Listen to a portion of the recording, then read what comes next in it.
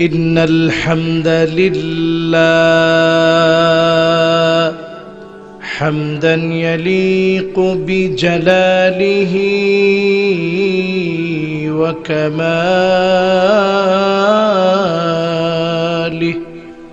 سبحانه وتعالى له الحمد في الأولى والآخرة وهو على كل شيء قدير. اللهم إنا نشهدك ونشهد ملائكتك وحملة عرشك وجميع خلقك أنك أنت الله لا إله إلا أنت فهو الواحد الأحد الفرد الصمد الذي لم يلد ولم يولد ولم يكن له كفوا أحد. ونشهد أن سيدنا وسندنا وحبيب ربنا وطبيبنا وطبيب قلوبنا محمد সকলে পড়ি সাল্লাল্লাহু আলাইহি وعلى آله وبارك وسلم الذي أرسله بالحق بشيرا ونذيرا وداعيا إلى الله بإذنه وسراجا منيرا. فقد قال الله تعالى في كلامه المجيد وفي فرقانه الحميد. আমরা সকলে চেষ্টা করব যেন আল কোরআন আল কারীম আমরা তেলাওয়াত করতে পারি, অনুধাবন করতে পারি। জলজল ভাস্বর সত্যপূর্ণ মহিমান্বিত আল কোরআন আল কারীম, যেটির প্রতি হরফে হরফে আল্লাহ রাব্বুল আলামিন গোলামের আমলনামায় 10টি করে নেকি আল্লাহ তাআলা তুলে দেন। সুবহানাল্লাহ আলহামদুলিল্লাহ। এজন্য না পারলেও আজকে চেষ্টা করব যেন পড়তে পারি, আর নিয়ত করব আগামী দিনে আমরা কোরআন শিখব। আল্লাহ যেন কবুল করে, বলি আমিন। সকলে পড়ি আউযু বিল্লাহি মিনাশ শাইতানির রাজীম বিসমিল্লাহির রহমানির রহিম।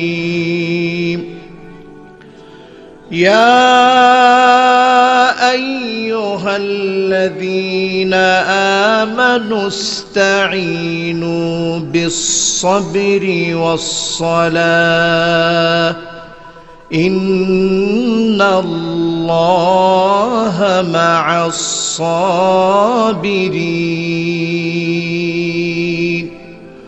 ولا تقولوا لمن يقتل في سبيل الله أموات بل أحياء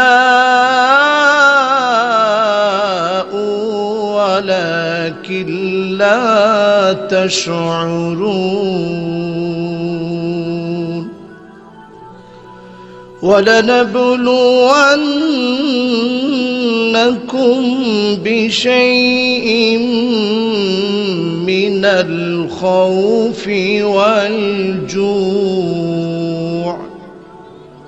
والجوع ونقص من الأموال والأنفس والثمرات وبشر الصابرين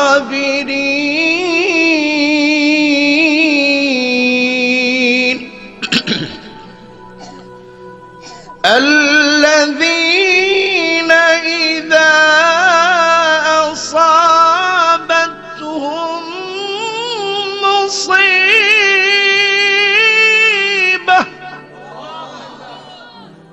الذين إذا أصابتهم مصيبة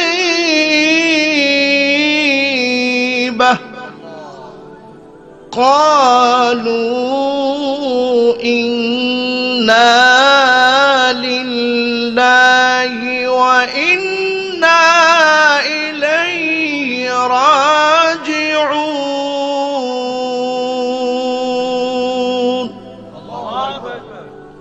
যখন আমরা কোরআন তেলাওয়াত শেষ করি কি পড়তে হয় সবাই বলেন সকলে আমরা পড়ি সাদাকাল্লাহুল আযীম। এই যে সাদাকাল্লাহুল আযীম বললাম, এটা কি কোনো আয়াত? বলেন এটা কি আয়াত? আমরা বলে নিলাম আল্লাহ আপনি যা বলেছেন সত্য বলেছেন, আপনি মহান মহিয়ান, মিথ্যা আপনি বলতে পারেন না।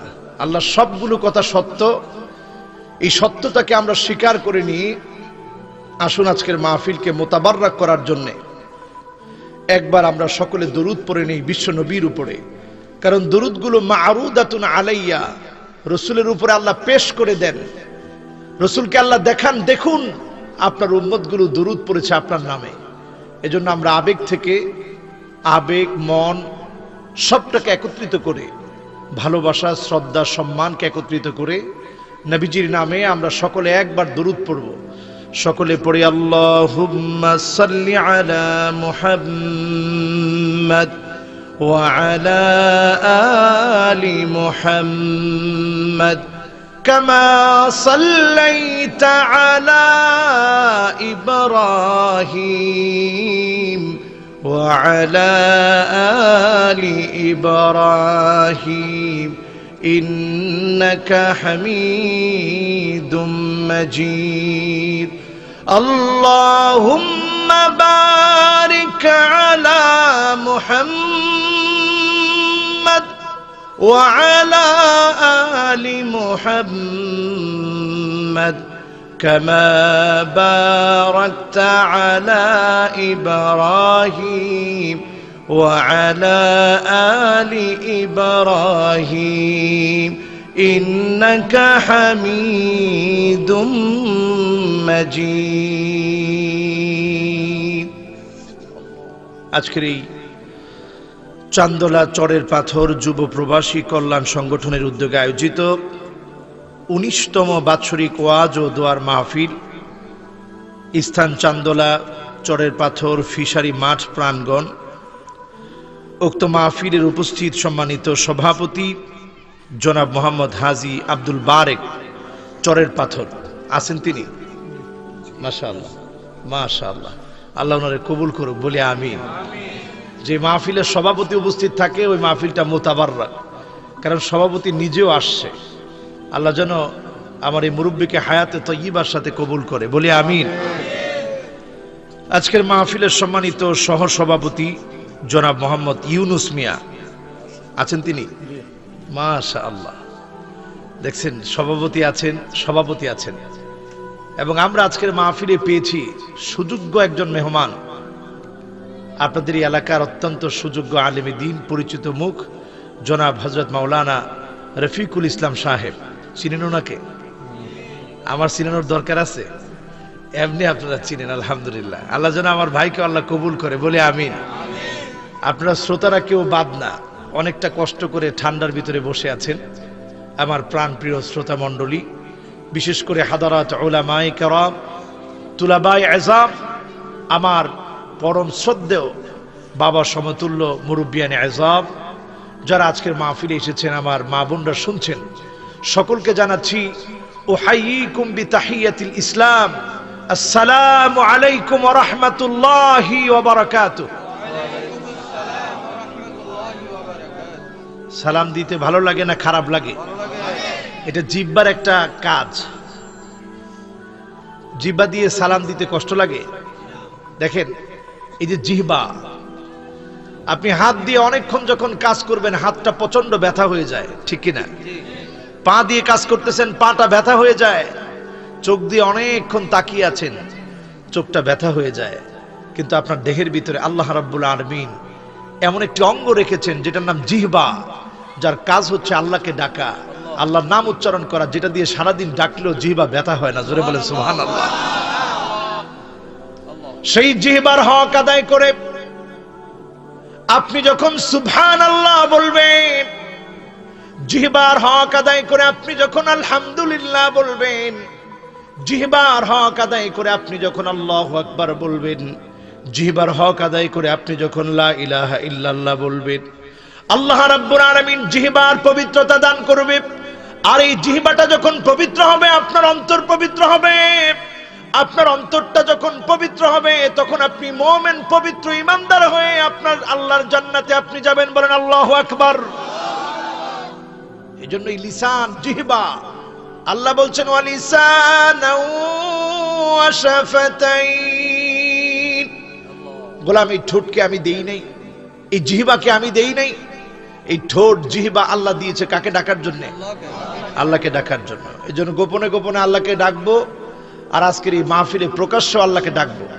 আসুন আল্লাহর প্রশংসায় প্রকাশ্যে উচ্চারণ করে, আওয়াজ করে সকলে আমরা জিহ্বার হকটা আদায় করি। সকলে পড়ি কালিমাতুশ শুকর আলহামদুলিল্লাহ। পড়ছেন? এবার হাতের হক আদায় করবেন, পায়ের হক আদায় করবেন। কেমনে? আজকে যারা এশার নামাজ পড়েন নাই, নামাজ না পড়েই চিন্তা করছেন ওয়াজটা শুনি, এরপরে যদি ভাল লাগে, আল্লাহ যদি মন পরিবর্তন করে দেয়, তাহলে নামাজ পড়বো, এরকম শ্রোতা আছে না? নাই? আছে। আমার আল্লাহর নাম হলো মুকাল্লিবুল কুলুব, অন্তর পরিবর্তনকারী, যিনি এক মুহূর্তের ভিতরে ওমর রাদিয়াল্লাহু তাআলা আনহুর অন্তর পরিবর্তন করে এমন মানুষ বানিয়ে দিলেন। আল্লাহর হাবিব বললেন ইন্নাল্লাহ, নিশ্চয় আল্লাহ রাব্বুল আলামিন এই পৃথিবীর ভিতরে দ্বীনকে প্রতিষ্ঠা করেছেন আলা লিসানি উমর ওয়া কলবিহি ওয়া হুয়াল ফারিকু বাইনাল বাতিলি ওয়াল হক। আল্লাহর জমিনে আল্লাহ দ্বীন প্রতিষ্ঠা করেছেন হযরত ওমরের মতো সাহসী একজন আল্লাহর গোলাম থাকার দ্বারা, তার জবান দিয়ে আল্লাহ পাক আল্লাহর জমিনে আল্লাহর দ্বীন প্রতিষ্ঠা করেছেন। বলুন আল্লাহু আকবার। আলা লিসানে ওমর ওয়া কলবিহি, বুক ভর্তি ছিল ওমরের সাহস, আর জিহ্বা ভর্তি ছিল শক্তি আর পাওয়ার নিয়ে কথা। এই দুটি দিয়ে আল্লাহ পাক আল্লাহর জমিনে দ্বীনকে প্রতিষ্ঠা করে দিয়েছেন। জোরে বলেন সুবহানাল্লাহ। এজন্য আমার ভাইরা, যিনি অন্তর পরিবর্তন করতে পারেন তিনি কে? জোরে বলেন তিনি কে? আল্লাহ। এমনকি আকরামা রাদিয়াল্লাহু তাআলা আনহু, এই আকরামা রাদিয়াল্লাহু তাআলা আনহু, অনেকে ইকরামাও পড়েন, অসুবিধা নাই। ইকরামা রাদিয়াল্লাহু তাআলা আনহু অথবা আকরামা রাদিয়াল্লাহু তাআলা আনহু আবু জেহেলের সন্তান।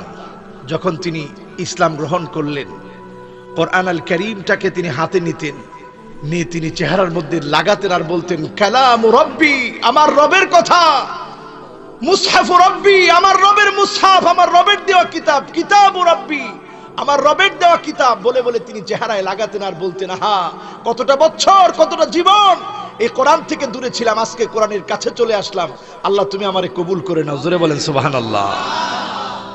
এজন্য যারা আজকে আমরা এসেছি, আমাদের ভাগ্যকে যেন আল্লাহ পরিবর্তন করে দেয় কোরআন দিয়ে। বলে আমিন। কোরআন পড়তে রাজি আছেন? মানতে রাজি আছেন? কিন্তু যদি বলি এখানে যারা বসছেন কয়জন কোরআন পড়তে জানেন, হাত কম উঠবে না বেশি উঠবে?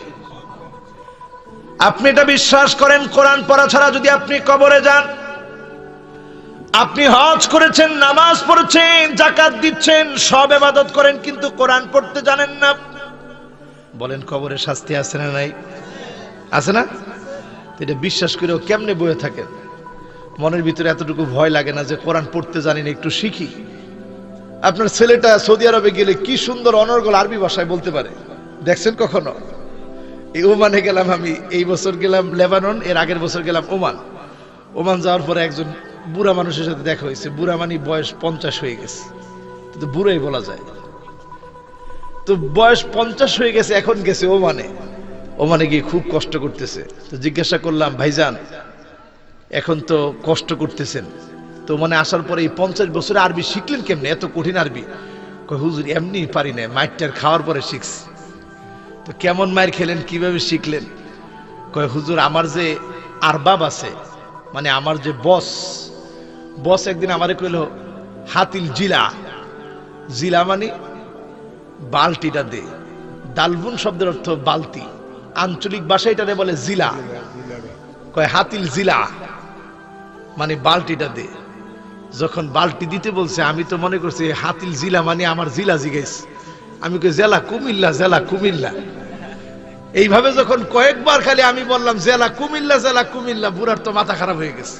কিরে, আমি কই বালতি দিতে, হ্যাঁ কয় জেলা কুমিল্লা, এটা কি কথা? একটু পরে বুড়া আমারে মারছে। আমি গেছি বাঙালি ভাইদের কাছে, ভাইরে আমি তো বুড়া খালি জিগাই জেলা কি, আমি কই কুমিল্লা, আমার জেলা কুমিল্লা, এটা কইছি লেগে বুড়া আমারে মারে। আমি কি কোনো ভুল করছি? পরে যখন এই কথা এরকম চললো, আমি বাঙালি এক ভাইরে নিয়ে আসলাম। বাঙালি ভাই জিজ্ঞাসা করলো, চাচা কি জিগাইছেন? কয় আনা কুলতু লাহু ইয়াল্লা শিলিল জেলা, বালতিটা দে। হ্যাঁ কয় কুইল্লা কুইল্লা। কয় না কুইল্লা কুইল্লা না, কুমিল্লা আমাদের দেশে একটা জেলার নাম, না বুঝছো এটা কইছে। তো দেখেন, একটা বুড়া মানুষ পর্যন্ত সেখানে যাওয়ার পরে যখন একটু মার খেয়েছে, কোরআন শিখে ফেলছে, কিন্তু কবরে যখন মার খাবেন শিখার সুযোগ আছে? জোরে বলেন, শিখার সুযোগ আছে? আপনি আমি যখন কবরে শুয়ে পড়ব, হুজ্জাতুন লাকা ওয়া আলাইক, এই কোরআন আমার আপনার পক্ষে সেদিন সাক্ষী হবে, বিপক্ষেও সাক্ষী কোরআন হবে। এমন কঠিন সাক্ষী যখন আল্লাহর সামনে দাঁড়ায় বলবে, মালিক তোমার এই গোলাম কোরআন পড়ে নাই, কোরআন বুঝে নাই, কোরআন বুঝতে পারে নাই, কোরআন শিখতে পারে নাই, কোরআন জানে নাই, কোরআন দিয়ে জীবনটাকে গড়ে নাই। যখন এই কোরআন আমার আপনার বিপক্ষে সাক্ষী দিবে, সেদিন আল্লাহ রাব্বুল আলামিন কোরআনের সাক্ষী কবুল করে নেবে, আর আল্লাহর ওই গোলামটা আযাবের সম্মুখীন হয়ে যাবে। এই কোরআনকে আল্লাহ সহজ করে দিয়েছেন, প্রত্যেক বয়সের মানুষের জন্য কোরআন সহজ। প্রমাণ দেখুন সাহাবায়ে কেরামের জীবনে। নবীজি সাল্লাল্লাহু আলাইহি সাল্লামের কাছে বৃদ্ধ সাহাবী এসে বললেন, ইয়া রাসূলুল্লাহ আকরিনি, ইয়া রাসূলুল্লাহ, ওগো আল্লাহর নবী, আপনি আমাকে আল কোরআন আল কারীম থেকে পড়ায়া দেন। আল্লাহর নবী পড়ান শুরু করলেন, সাহাবী পড়ো, আলিফ লাম রা। দেখবেন কোরআন কারীমের ভিতরে আলিফ লাম মিম, আলিফ লাম রা, হা মিম, ইয়াসিন, নুন ওয়াল কলামি ওয়া মা ইয়াসতুরুন আছে না নাই? এরকম 29টি সূরার মধ্যে আল্লাহ পাক হুরুফে মুকাত্তাআত দিয়ে আল্লাহ তাআলা শুরু করেছেন। তো যখনই আলিফ লাম রা তেলাওয়াত শুরু করলো, সাহাবী বলতেছে, ইয়া রাসূলুল্লাহ এটা অনেক কঠিন হবে, বড় সূরা হবে, আমি পারবো না, সোজা দিকে সূরা ধরেন, আমার জিহ্বা এখন ভারী হয়ে গেছে, আগের মতো মনে থাকে না, পড়তে পারবো না। এবার নবীজি বললেন, পড়ো হামিম।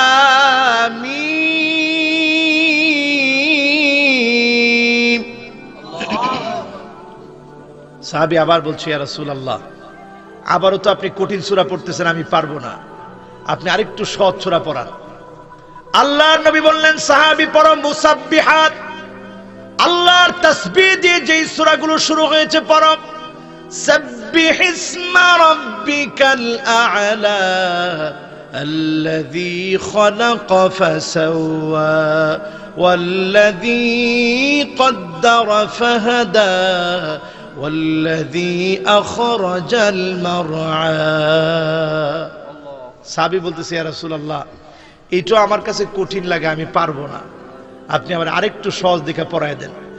এবার আল্লাহর নবী শুরু করলেন, পড়ো ইযা যুলজিলাতিল আরদু জিলজালাহা ওয়া আখরাজাতিল আরদু আথকালাহা ওয়া ক্বালাল ইনসানু মা লাহা ইয়াওমাইযিন তুহাদ্দিসু আখবারাহা বিআন্না রাব্বাকা আওহা লাহা يومئذ يصدر الناس أشتاتا ليروا أعمالهم فمن يعمل مثقال ذرة خيرا يره ومن يعمل مثقال ذرة شرا يره। এতটুকুন যখন পড়ায়া দিলেন, সাহাবী এবার উঠে দাঁড়িয়ে বললেন, ওয়াল্লাযী বা'সাকা বিল হক লা আযীদু আলাইহা আবাদা। ওগো আল্লাহর নবী, এই সূরার পরে আমি আর কোনো কিছু বাড়াবো না, যতটুকুন পড়লাম আমল করব, বাড়াবো না, কমাবো না। জীবনে গুনার দিকে আর যাব না, অন্যায়ের দিকে যাব না। আল্লাহর কাছে হিসাব দিতে হবে, এই ভয় আমার অন্তরের ভিতরে প্রথিত করব, গেঁথে ফেলবো। তিনি যখন এই কথাগুলো বললেন, আল্লাহর নবী বললেন, কদ আফলাহার রুয়াইজিল। ও আমার সাহাবীরা, তাকায় দেখো এই সাহাবীর দিকে। আল্লাহর জান্নাতি কোন গোলামকে যদি দেখতে চাও, তার দিকে তাকায় দেখো, আল্লাহ তাকে কবুল করে নিবে, জান্নাত দিয়ে দিবে। জোরে বলেন সুবহানাল্লাহ। সময় এসেছে এখন আমাদেরকে পরিবর্তন করার। আপনারা কোরআন শিখতে রাজি আছেন? রাজি আছেন তো ইনশাআল্লাহ? আল্লাহ কবুল করুক বলি আমি। সূরা বাকারা কে কে নাম শুনেন নাই? সবাই শুনছেন? সূরাটার নাম কি? সূরাটার নাম সূরা বাকারা। সূরাটার নাম সূরা বাকারা। একটা গাভীকে নিয়ে আল্লাহ সূরা নাজিল করলেন, 286টি আয়াত। আজকে আমরা 153, 54 এবং 55 তিনটি আয়াত তেলাওয়াত করেছি। বিমাশিয়াতিল্লাহি তাআলা ওয়া বিতৌফিকিহি, যদি আল্লাহ আমাদেরকে তৌফিক দান করে আমরা এই তিনটি আয়াতকে ঘিরে কথা বলবো, বলি ইনশাআল্লাহ। দেখেন, আপনাদের মাহফিলটা কিন্তু রেকর্ড হচ্ছে, রেকর্ড করতেছে রোজ টিভি 24, আমার অত্যন্ত কাছের রোমান ভাই, আপনাদের এলাকার ছেলে। কাজে আপনারা সবাই আগ্রহী হয়ে কথাগুলোর উত্তর দিবেন, বুঝে শুনে। রাজি আছেন তো ইনশাআল্লাহ? ইনশাআল্লাহ। আজকে আমরা পবিত্র কোরআনুল কারীমের সূরা বাকারা থেকে 153, 54 এবং 55 এই তিনটি আয়াত নিয়ে কথা বলবো, বলি ইনশাআল্লাহ। কি আছে এই তিনটি আয়াতে? আল্লাহ রাব্বুল আলামিন বলেন, ইয়া আইয়ুহাল্লাযীনা আমানুস্তাঈনু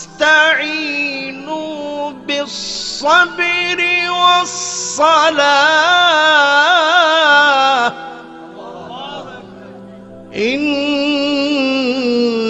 ইন্নাল্লাহা মা'আস-সাবিরিন।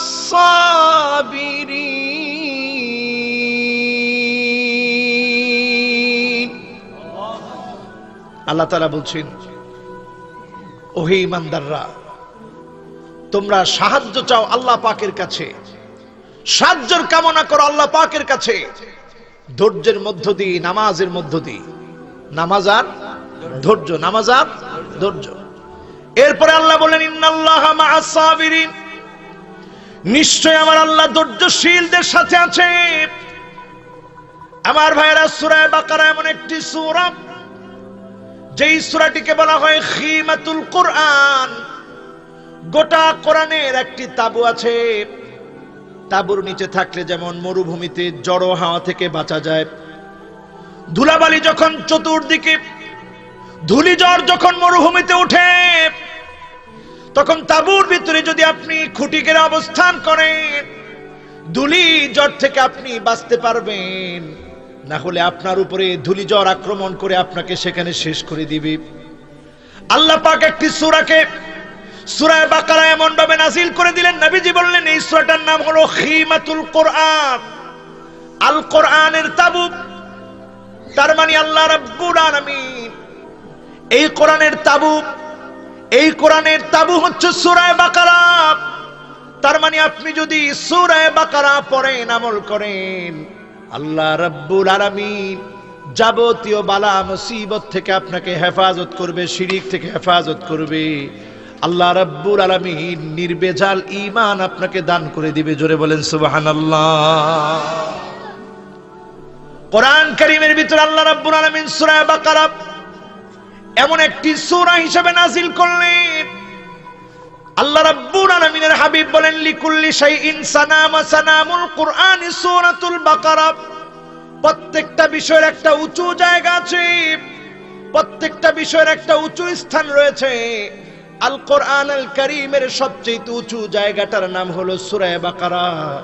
সূরা বাকারা আল্লাহ পাক 286টি আয়াত দিয়ে ভরে দিয়েছেন। জোরে বলি সুবহানাল্লাহ।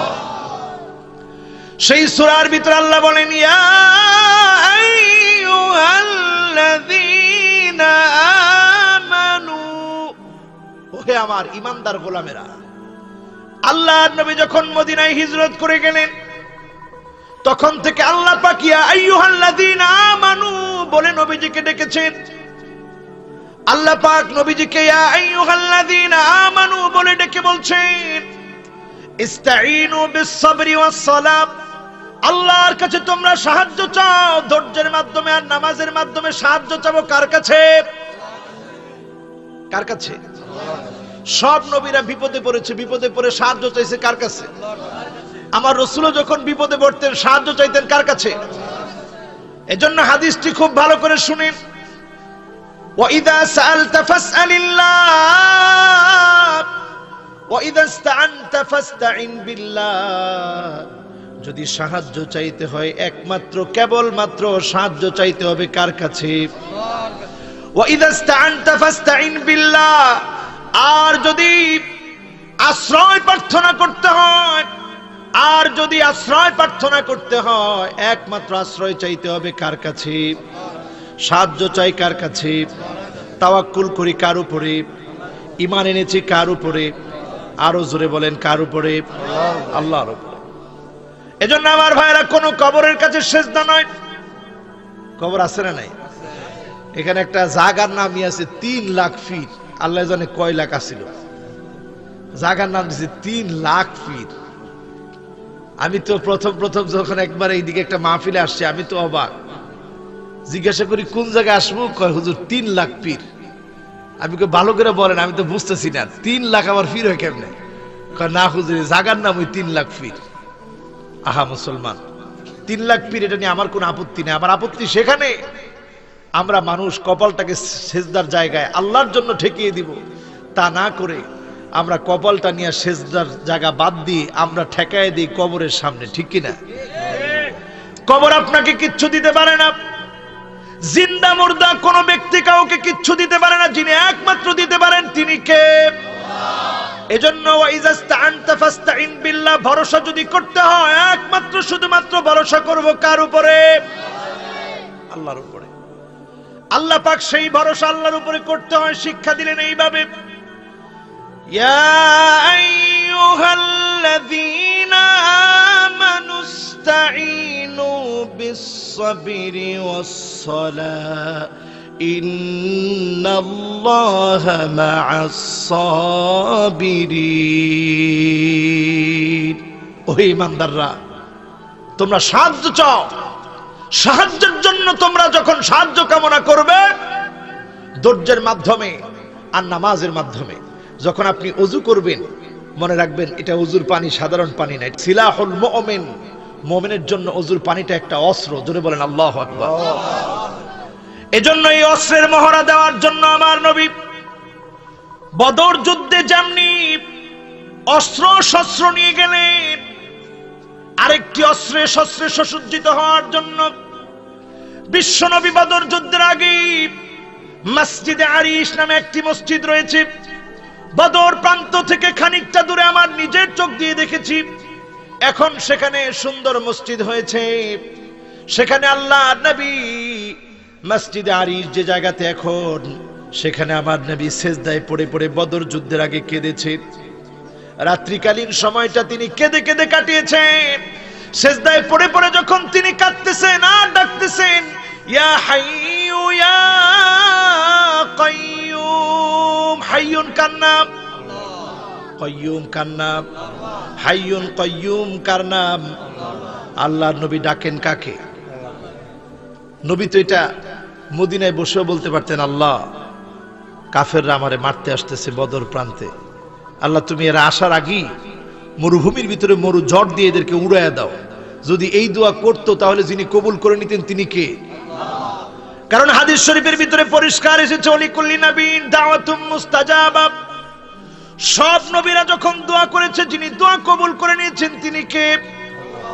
বিশ্বনবী সাল্লাল্লাহু আলাইহি ওয়াসাল্লাম বলেন, ইন্নী ইখতাবাতু দাওয়াতি শাফাআতান লিউম্মতি। আমি নবী বিপদে পড়েছি, মুসিবতে পড়েছি, কিন্তু আমি নবী বিপদে মুসিবতে পড়ে আল্লাহর কাছে দুনিয়ায় কোনো কিছু কামনা করি নাই। এই রেজাল্টটি আমি আমার উম্মতের জন্য রেখে দিয়েছি। কিয়ামতের কঠিন মুসিবতের সময় আমার উম্মতগুলো যখন বিপদে পড়ে যাবে, আমার উম্মতগুলো যখন মুসিবতে পড়ে যাবে, আমার উম্মতের যখন কোনো গতি থাকবে না, সে অবস্থায় সব নবীরা যখন ইয়া নাফসি ইয়া নাফসি বলবে, আমি নবী তখন সিজদায় পড়ে পড়ে যখন কাঁদবো, আল্লাহ বলবে ইরফা রাসাক, নবী হে মাথা উঠান, সালতু তো যা চাবেন দিব, ইসফা তুশাফা, যাকে শাফাত করবেন ধন্য বানায় দিব। বলেন আল্লাহু আকবার। বিশ্বনবী সাল্লাল্লাহু আলাইহি ওয়াসাল্লাম বলেন, সব নবীরা যখন ইয়া নাফসি পড়বে, হায় আমার জীবন, হায় আমার জীবন বলে কাঁদবে, তখন আমি নবী আমার উম্মতের মায়ায়, আমার উম্মতের শাফাতের জন্য কাঁদবো। আল্লাহ রাব্বুল আলামিন সে অবস্থায় আমার দোয়া কবুল করবে। দুনিয়াতে কোনো কিছু চাইলাম না, রেজাল্ট আল্লাহ পাক সেদিন দিবেন। না চাওয়ার রেজাল্ট সেদিন আমি পেয়ে যাব, না পাওয়ার রেজাল্ট সেদিন আমি পেয়ে যাব। এইভাবে আমার উম্মতগুলা সেদিন দলে দলে কাতারে কাতারে আমি নবীর শাফাত পেয়ে ধন্য হয়ে জান্নাতে চলে যাবে। সুবহানাল্লাহ। এজন্য আমার ভাইরা, জীবনের সর্ব অবস্থায় সাহায্য শুধুমাত্র কার কাছে? রাসূল সেই সাহায্য তিনি মদিনায় মসজিদে নববীতে বসে চাইতে পারতেন, কিন্তু মদিনার মসজিদে নববীতে বসে তিনি চাইলেন না। রণাঙ্গনে জীবন দেওয়ার জন্য প্রস্তুতি নিয়ে চলে আসলেন, কিন্তু সেখানে এসেও শুধু রণাঙ্গনে জিহাদের জন্য তিনি অপেক্ষা করেন নাই, বরং রাত্রিকালীন সময়ে জেগে জেগে চোখের পানি ছেড়ে ছেড়ে ওই অজু করা পানি দিয়ে যখন অজু করলো, অজু বানানোর পরে আমার নবী সিজদায় পড়ে আল্লাহর কাছে কেঁদেছে আর বলেছে, আল্লাহ আপনি তো হাই, আপনি তো কাইয়ুম, আপনি তো চিরস্থায়ী, আপনি তো চিরঞ্জীব। আজকের এখানের বিজয় যদি মুসলমানের না হয়, কালেমাওয়ালা লোকগুলো সব মারা যাবে। আল্লাহ নবী সেখানে আল্লাহর কাছে সাহায্য চাইনি, মদিনাতে বসে সাহায্য চাই নাই, মসজিদে আরিশে এসে এই জন্য সাহায্য চাইলেন। আল্লাহকে দেখালেন, আল্লাহ আমাদের উপর দিয়ে যদি তীর বয়ে যায়, আমাদের উপর দিয়ে যদি তীর বয়ে যায়, আক্রমণ চলে, রক্ত ঝরে, তারপরও আমরা দ্বীনের পথ থেকে এক চুল পিছপা হব না। জোরে বলেন আল্লাহু আকবার। এর নাম ঈমান। সেদিন যখন বদর প্রান্তে লড়াই লেগে গেল, লড়াই লাগার আগে আল্লাহর নবী আনসার সাহাবীদেরকে বললেন, ও আনসাররা, একটু পরে তো লড়াই লেগে যাবে, তোমাদের কি বক্তব্য, কি মন্তব্য তোমাদের? আনসার সাহাবীদের মধ্য থেকে একজনে গিয়ে এসে বলল, ইয়া রাসূলুল্লাহ শুনে রাখুন, আমি এই কথা বলবো না, ইযহাব আনতা ওয়া রাব্বুকা ফাকাতিলা, আপনি আর আপনার রব দুজনে মিলে গিয়ে লড়াই করবেন, যেমনটা মুসা আলাইহিস সালামের সঙ্গীরা বলেছিল। বরং আমি আপনাকে বলবো, ইযহাব আনতা ওয়া রাব্বুকা ফাকাতিলা নাহনু মাআকুমা মুকাতিলুন, আজকে আপনি লড়াই করবেন, আল্লাহ আমাদেরকে সাহায্য করবে, আর আমরাও আপনার সঙ্গে প্রাণপণে লড়াই করে জীবন দিয়ে দিব, তারপরও বাতিলকে বিজয় হতে দেব না। আল্লাহু আকবার। এটা ছিল সাহাবায়ে কেরামের ঈমান, এটা ছিল সাহাবায়ে কেরামের জজবা, এটা ছিল সাহাবায়ে কেরামের আল্লাহর কাছে সাহায্য চাওয়ার জন্য একটু আকুতি, একটু মিনতি। শহীদদের দিকে দেখে আল্লাহ হাসবেন নিজে। বিশ্বনবী বলেন, ফালা হিসাব লাহুম, যাদের দিকে তাকিয়ে আল্লাহ হাসবেন, আল্লাহ মুস্কি হাসবেন, আল্লাহ যাদেরকে দেখে দেখে হাসবেন, তাদের কোনো হিসাব হবে না, বিনা হিসেবে আল্লাহ পাক শহীদদেরকে জান্নাত দিয়ে দিবে। সুবহানাল্লাহ। শাহাদাত আমাদের তামান্না হওয়া দরকার। মান আরাদা শাহাদাতা বিসিদকিন বাল্লাগাহুল্লাহু মানাজিলাশ শুহাদা ওয়া ইন মাতা আলা ফিরাশিহি। আল্লাহর কোন গোলাম যদি শাহাদাতের তামান্না হৃদয়ের ভিতরে লালন করে, ওই লোকটা মৃত্যুবরণ করতে দেরি হবে। যদি সে বিছনায় শুয়েও মারা যায়, আল্লাহ রাব্বুল আলামিন তাকে শহীদ হিসাবে আল্লাহ কবুল করে নেবে। জোরে বলেন সুবহানাল্লাহ। এই রণাঙ্গনে জীবন দেওয়ার জন্য, আল্লাহর দ্বীনের জন্য আমরা প্রস্তুত আছি তো? প্রস্তুত আছি তো আমরা? শুধু মুখে না কাজে? মুখে না কাজে? আমার ভাইয়ের, আল্লাহর জমিন, আল্লাহর দ্বীন কায়েমের জন্য যারা শপথ নিবে, যারা রক্ত দিবে, যারা লড়াই করবে, শহীদ হিসেবে যারা আল্লাহর কাছে বিবেচিত হবে, সম্মানে ভূষিত হবে, কত বড় সম্মান! আল্লাহ পাক তাদেরকে দেখে হাসবেন। আল্লাহ পাক শহীদকে সেদিন দাঁড় করায় দিবেন। ওয়ায়ুহাল্লা হুল্লাতাল ঈমান, শহীদ সেদিন ঈমানের পোশাক পরে দাঁড়ায় যাবে। একটা হাত নাই, একটা চোখ নাই, একটা কান নাই, একটা নাক নাই, বুকটা জাজরা হয়ে আছে। এমন অবস্থায় শহীদ সেদিন দাঁড়ায় যাবে। আল্লাহকে বলবে, আল্লাহ, কোন অপরাধে সেদিন আমাকে জাজরা করে দেওয়া হয়েছিল? কোন অপরাধে সেদিন আমার চোখ উঠিয়ে নেওয়া হয়েছিল? কোন অপরাধে সেদিন আমার হাত কেটে নেওয়া হয়েছিল? শহীদ যেদিন আল্লাহর সামনে দাঁড়ায় যাবে, কোন জালেমকে আল্লাহ ছেড়ে দিবে না। ঠিক না বেঠিক? খবরদার, শহীদরা কিন্তু জিতে গেল। যারা শহীদ হয়ে যায় পৃথিবীতে, তারা কিন্তু জিতে গেল। আল্লাহ তাদেরকে মাফ করে দিবে। আল্লাহ তাদেরকে সেদিন জান্নাতের ড্রেস পরাবে। মুনাফিকরা শহীদদের মর্যাদা বুঝে না, আগেও বুঝে নাই, এখনো বুঝে না। ঠিক কিনা? কিন্তু ইমানদাররা বুঝে কিনা? জোরে বলেন, ইমানদাররা বুঝে কিনা? কষ্ট হচ্ছে আপনাদের? আমি কয়টা বাজে রাত? আল্লাহু আকবার, এই তো রাত 11টা সুই সুই। আর আধা ঘন্টা কথা বলবো। আছেন তো ইনশাল্লাহ? আছেন না? কারা কারা নাই হাত তোলেন। মাশাআল্লাহ। একজনে কইছে হুজুর সারা রাত আছে, সারা রাত্র। আমার বাড়ি কুমিল্লা না?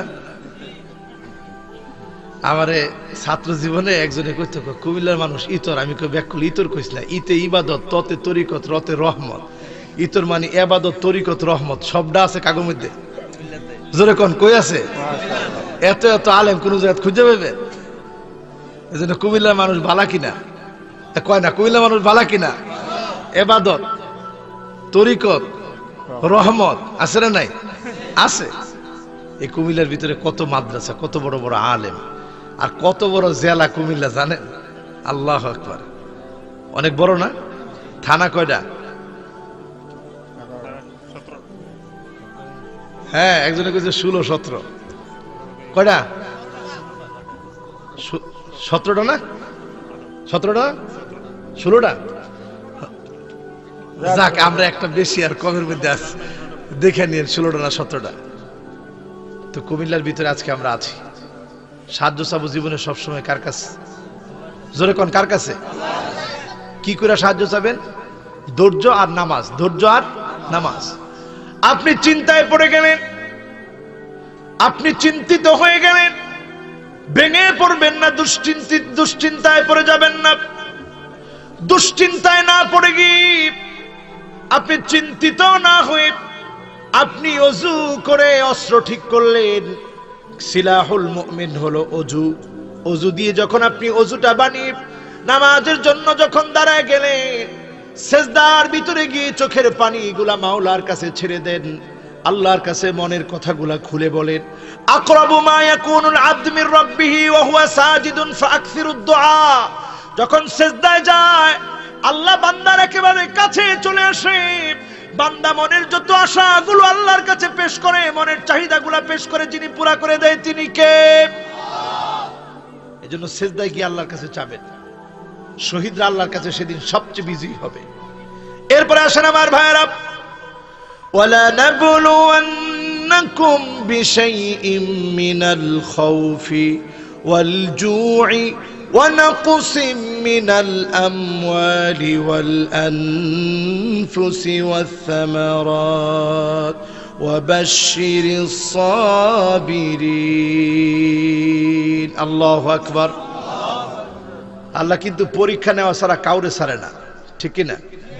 জোরে বলেন ঠিক কিনা? ইব্রাহিম আলাইহিস সালাতু ওয়াস সালাম, উনাকে আল্লাহ কেমন পরীক্ষা নিলেন? ৮৬ বছর পর্যন্ত সন্তান নাই, আল্লাহর কাছে কেঁদে কেঁদে নবী ইব্রাহিম আলাইহিস সালাতু ওয়াস সালাম ৮৬টা বছর ধরে ফরিয়াদ করেছেন, রব্বি হাবিলি মিনাস সালিহিন, আয় আল্লাহ নেককার একটা সন্তান দেন, নেককার একটা সন্তান দেন। আল্লাহ জানায় দিলেন, ফাবাশশারনাহু বিগুলামিন হালিম, আমি তোমাকে গোলামে হালিম দান করলাম।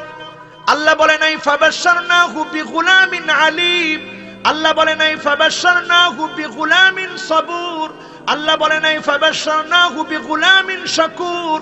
নবী ইব্রাহিম, আমি তোমাকে গোলামে শাকুর দান করলাম, গোলামে সবুর দান করলাম বলে নাই।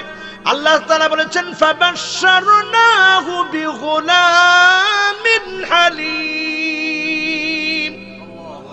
নবী ইব্রাহিম, আমি তোমারে গোলামে হালিম দান করে দিলাম। জোরে কোন সুবহানাল্লাহ। ইব্রাহিম আলাইহিস সালাম চিন্তা করতেছে, গোলামে হালিমটা কেমন গোলাম?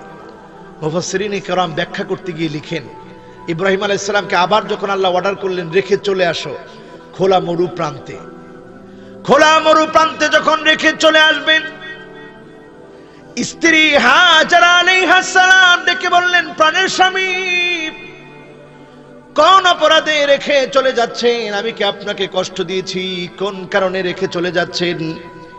হাজারা আলাইহিস সালাম কোনো কথা বললেন, ইব্রাহিম আলাইহিস সালাম তাকানো না, উত্তর দেন না, কারণ পরীক্ষা দিচ্ছেন কার সাথে? কার সাথে? আল্লাহর সামনে পরীক্ষা দিচ্ছে। তিনি তাকান না, না তাকিয়ে সামনের দিকে চলে যাচ্ছেন। আবার ডাক দিলেন, প্রাণের স্বামী, কেন রেখে চলে যাচ্ছেন? কোন অপরাধে রেখে চলে যাচ্ছেন? তিনি কথা বলেন না। এবার যখন বললেন, প্রাণের স্বামী রে, আল্লাহু আমারাকা ইয়া ইব্রাহিম, ও নবী ইব্রাহিম, আল্লাহকে আপনাকে অর্ডার করেছে রেখে চলে যেতে। নবী ইব্রাহিম আলাইহিস সালাম এবার উত্তর দিলেন, নাম আল্লাহু আমারানি, আমার আল্লাহ অর্ডার করেছে।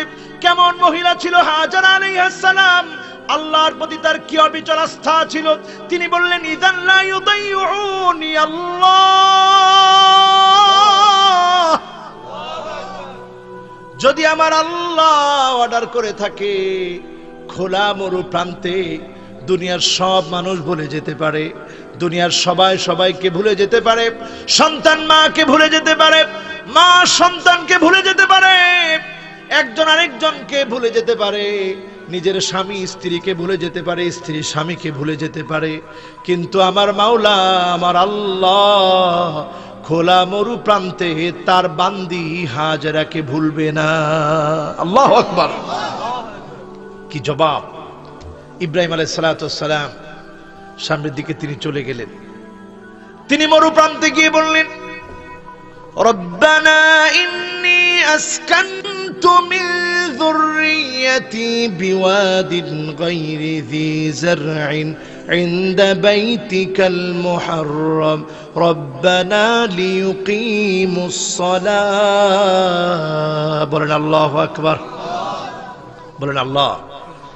আমার কলিজার টুকরা সন্তানটাকে রেখে চলে আসলাম, আমার কলিজার টুকরা পরিবারের অংশ, আমার স্ত্রী, আমার সন্তান সব আপনার জন্য রেখে চলে আসলাম, কিন্তু আপনার কাছে চাই আল্লাহ, আমার এই পরিবারকে দিয়ে আপনি নামাজ কায়েম করে দিন। জোরে বলেন সুবহানাল্লাহ।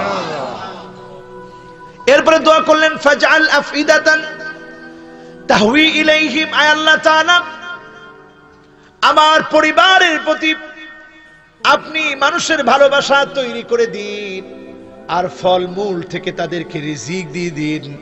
এই তিনটা দোয়া করে তিনি ফিরে গেলেন।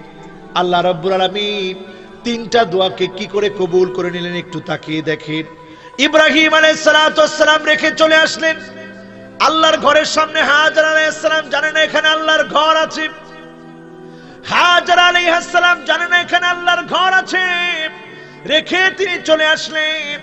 হাজারা আলাইহিস সালামের কাছে সামান্য খানা ছিল, খানা যখন ফুরায় গেল মার মনটা এত নরম হয়, সন্তানের খাদ্য না পেলে মা সহ্য করতে পারে না, সন্তান অসুস্থ হলে মা সহ্য করতে পারে না, সন্তান না খেলে মা সহ্য করতে পারে না, আবার সন্তান না খাওয়ালেও মা সহ্য করতে পারে না।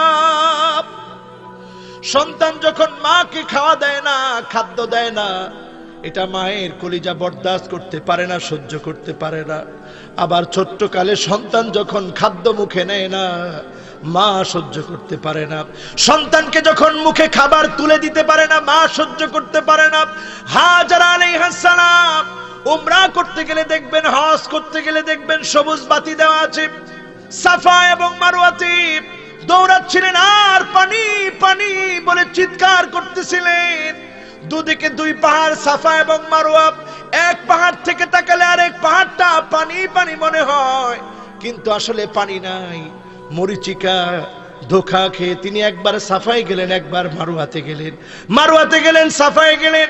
হঠাৎ করে একটা আওয়াজ শুনতে পেলেন, লা তাখাফি আদ-দাইআহ ইন্না হাযাল গুলাম আবুহু ইবনা হাযাল বাইত। ও পরিবার, ভয় পাওয়ার কোনো কারণ নাই। ছোট্ট এই বাচ্চা আর তার আব্বা মিলে এখানে আল্লাহর একটা ঘর আছে, ওই ঘরটাকে বিনির্মাণ করবে। বলেন আল্লাহু আকবার। ত্যাগ, কোরবানি কিভাবে কবুল হয় আল্লাহর কাছে একটু কল্পনা করে দেখেন। পরীক্ষা দিলে কেমন আল্লাহর কাছে প্রিয় হওয়া যায়। এবার আল্লাহ রাব্বুল আলামিন ইব্রাহিম আলাইহিস সালাতু ওয়াস সালাম কি পরীক্ষা নিলেন, আর পরীক্ষার রেজাল্ট হিসেবে হাজারা আলাইহিস সালাম যখন পানি পানি বলে দৌড়াচ্ছেন, নজর করে দেখে সন্তানের পায়ের নিচ থেকে কি যেন ঝকঝক করে উঠছে। আল্লাহু আকবার, জোরে বলেন আল্লাহু আকবার। অনেকে অসুস্থ, আমরা জানি না, অসুস্থ আমরা জানি না। সৌদি আরব থেকে আসলে আমার জন্য কি এনেছে কি এনেছে এটা দেখার জন্য আমি ব্যস্ত হয়ে যাই, কিন্তু জমজমের পানি দিলেও আমি বুঝি না এই পানিটার দাম কত বেশি। বলেন আল্লাহু আকবার। জমজমের পানির দামটা এত বেশি। মাউ জামজাম লিমা শুরিবা বিহি, জমজমের পানি যেই জন্য খাওয়া হয়, যিনি রোগ ভালো করে দেন তিনি কে?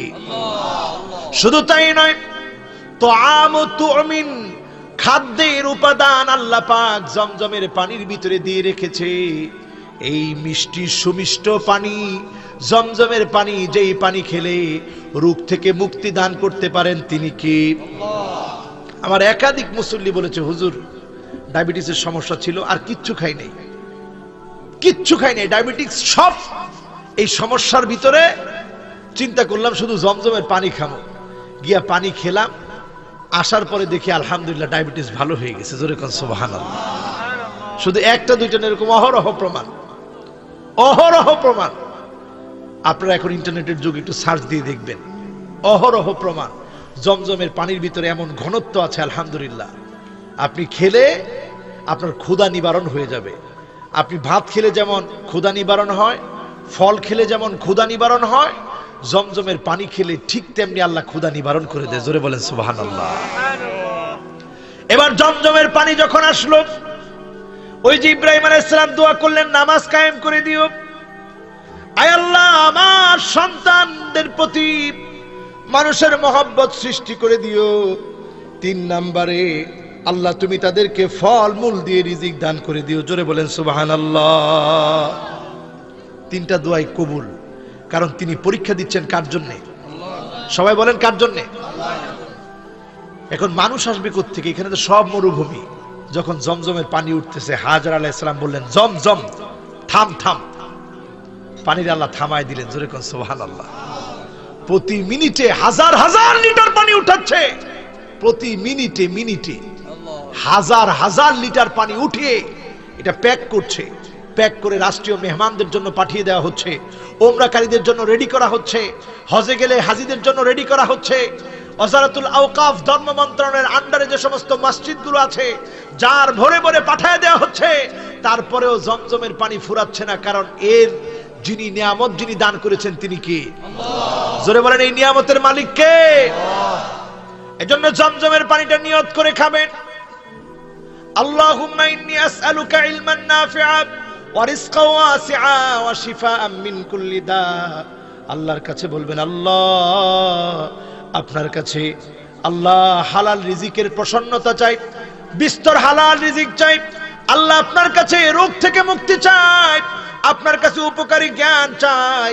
জমজমের পানি খাওয়ার সময় যখন এই দোয়া পড়বেন, দোয়া পড়ে যখন খাবেন, যিনি আপনার দোয়া কবুল করবে, নানা প্রকারের শেফা দান করবে, তিনি কে? আল্লাহ। আমরা এখন সব কিছুতে ডাক্তার দেখাই, ডাক্তার দেখান কোনো অসুবিধা নেই, কিন্তু ডাক্তার দেখানোর আগে আরেকটা সুন্নাহ আছে, বিসমিল্লাহি তুরবাতু আরদিনা। আপনি একটি জায়গায় ব্যথা করতেছে, বিসমিল্লাহ বলে ফু দিলে যিনি ভালো করে দিতে পারেন তিনি কে? আপনার হাড়ের ভিতরে চিনচিন ব্যথা করতেছে, আপনি একটু ধরে পড়েন না, বিসমিল্লাহির রহমানির রহিম, আলহামদুলিল্লাহি রাব্বিল আলামিন, আর রহমানির রহিম, মালিক ইয়াউমিদ্দিন, ইয়াকা না'বুদু ওয়া ইয়াকা নাস্তাঈন, ইহদিনাস সিরাতাল মুস্তাকিম, সিরাতাল লাযীনা আন'আমতা আলাইহিম গায়রিল মাগদুবি আলাইহিম ওয়ালাদ-দাল্লিন। আমিন। পরে ফু দিলে যিনি ভালো করে দিতে পারেন তিনি কে? আল্লাহ। এই ইয়াকিনটা আমাদের ভিতরে কমে গেছে। ইয়াকিন নিয়ে পড়বেন, আল্লাহ দিবেই দিবে। এই ইয়াকিন যদি মনের ভিতরে থাকে, যিনি ভালো করে দিবেন তিনি কে? আল্লাহ। নাস্তিকরা অনেক সময় বুঝে না, একজন আলেমের সাথে নাস্তিকের বিতর্ক হচ্ছে, আপনারা শুনতেছেন তো? আলেমের নাম শামসুল হক ফরিদপুরি রহমতুল্লাহি আলাইহি, এদেশের সদস্য হুজুর ওনাকে বলা হতো। তো সদস্য হুজুরের সাথে বিতর্ক চলছে নাস্তিকের। তো নাস্তিক বলতেছে, হুজুর এখনো আপনারা সেকেলে রয়ে গেলেন, কোরআন পড়ে ফু দিলে মানুষ ভালো হয়ে যাবে, তাহলে চিকিৎসার দরকার কি?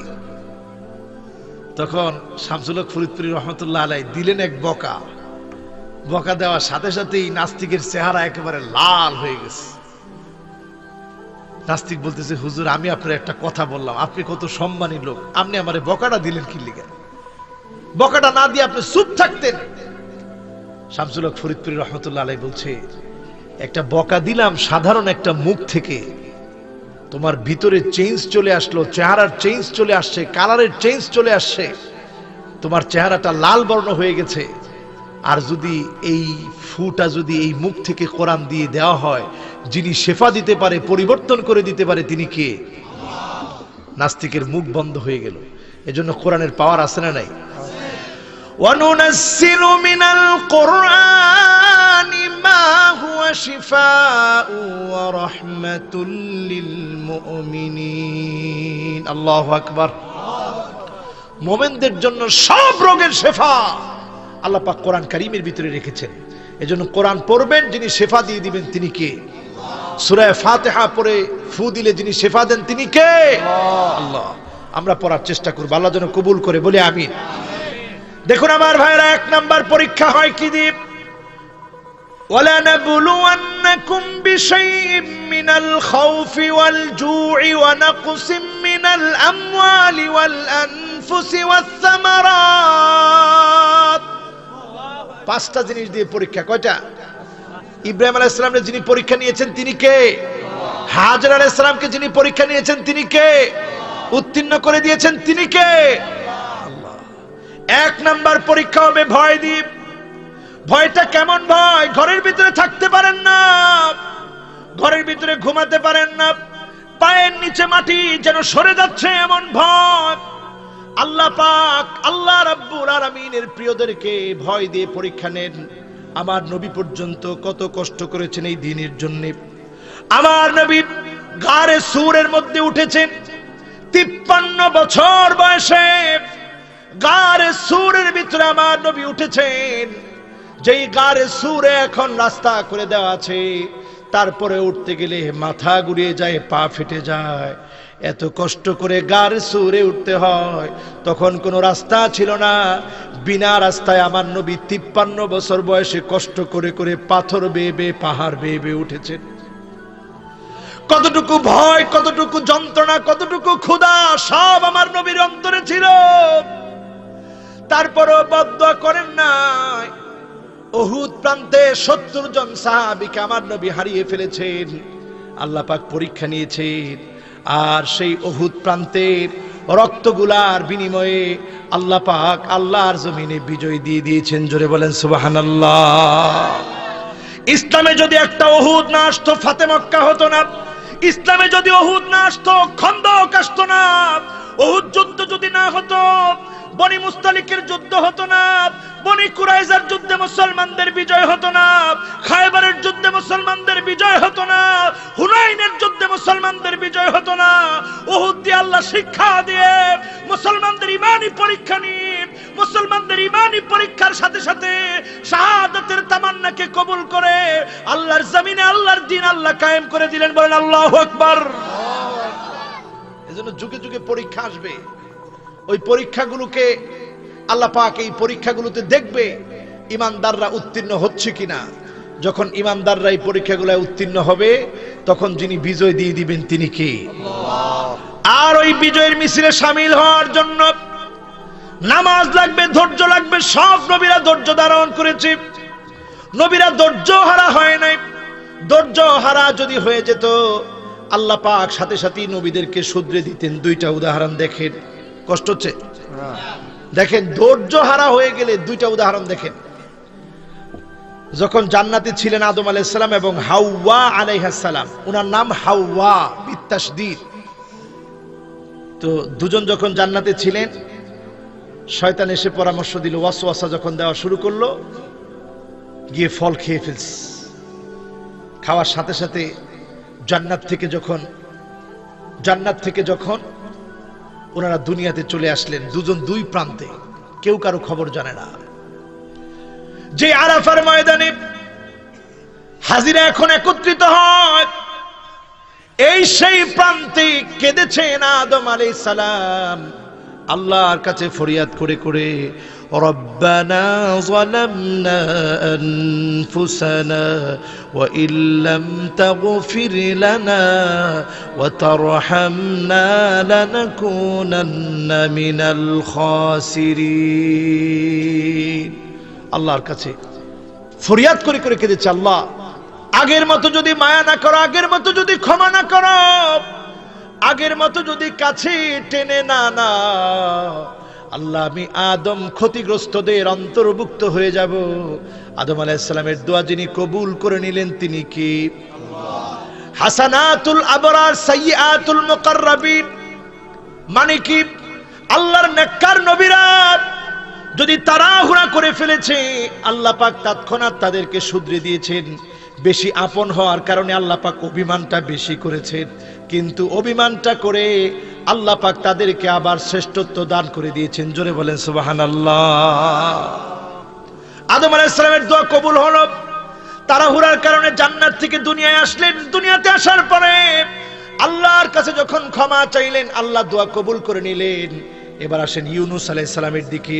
ইউনুস আলাইহিস সালাম যখন মাছের পেটে চলে গেল, কেমনে করে মাছের পেটে গেছে? উম্মতদের জন্য আল্লাহর কাছে শাস্তি চাইলেন, আল্লাহ এই উম্মত আমার কথা শুনে না, এদেরকে আপনি শাস্তি দেন। আল্লাহ বললেন কয়েকদিনের মধ্যে শাস্তি আসবে। ইউনুস আলাইহিস সালাম চিন্তা করলেন শাস্তি তো আসবেই, তার আগে আমি চলে যাই, এই নাফরমানদের এখানে আর থাকা দরকার নাই। এত ডাকলাম আসলো না একটা লোক। তিনি যখন এবার চলে যাচ্ছে, ইউনুস আলাইহিস সালাতু ওয়াস সালাম, যাই হোক যদ্দূর হয়েছেন আলহামদুলিল্লাহ। এই কয়টা লোক যদি আমার রসুল পাইতো সামনে, কি ভালোবাসা দিয়ে কথা বলতো, সুবহানাল্লাহ। আমরা তা দিতে পারিনি। আমরা উঠতেই কইলাম আহারে অল্প কয়টা লোক হয়েছে, কিন্তু এই কয়টা লোক যদি আমার রসুল পাইতো, কতটুকু আদর দিয়ে ভালোবাসা দিয়ে ওয়াজ করতো জানেন? একটা বার আমার রসুল রাগ তো করতোই না, মুখ থেকে হাসি সরাতো না। জোরে বলেন সুবহানাল্লাহ। কি আদর করে রসুল মানুষকে দিন বোঝাতেন। একটা কাফের রসুলের কাছে আসছে, কয়স বিন আসিম আল মুনকিরি রসুলের কাছে আসছে, ইয়া রাসূলুল্লাহ উতলু আলাইয়া মিম্মা উনজিলা ইলাইক, আপনার উপরে যা অবতীর্ণ হয়েছে সেখান থেকে আমাকে কিছু পড়ে শোনান। জোরে কোন সুবহানাল্লাহ। নবীজির ধৈর্য কেমন! আমরা হলে সূরা ফাতিহা শোনাতাম, আমরা হলে সূরা কাউসার শোনাতাম, চিন্তা করতাম তাড়াতাড়ি বিদায় করি, ঠিক কিনা? আমরা হলে চিন্তা করতাম দ্রুত বিদায় করি, হ্যাঁ এত বড় সূরা শোনা মুখে আমরা পড়ে দিতাম, ইন্না আ'তাইনাকাল কাউসার ফাসাল্লি লিরাব্বিকা ওয়ানহার ইন্না শানিআকা হুয়াল আবতার। এদের পয়লা তাড়াতাড়ি বিদায় দিতাম। কিন্তু দেখেন আমার রাসূল কেমন, যখন কাফের আসছে এসে বলতেছে ইয়া রাসূলুল্লাহ একটা সূরা পড়া শুনান না। আল্লাহর নবী শুরু করলেন আর রহমানু আল্লামাল কুরআন খালাকাল ইনসান।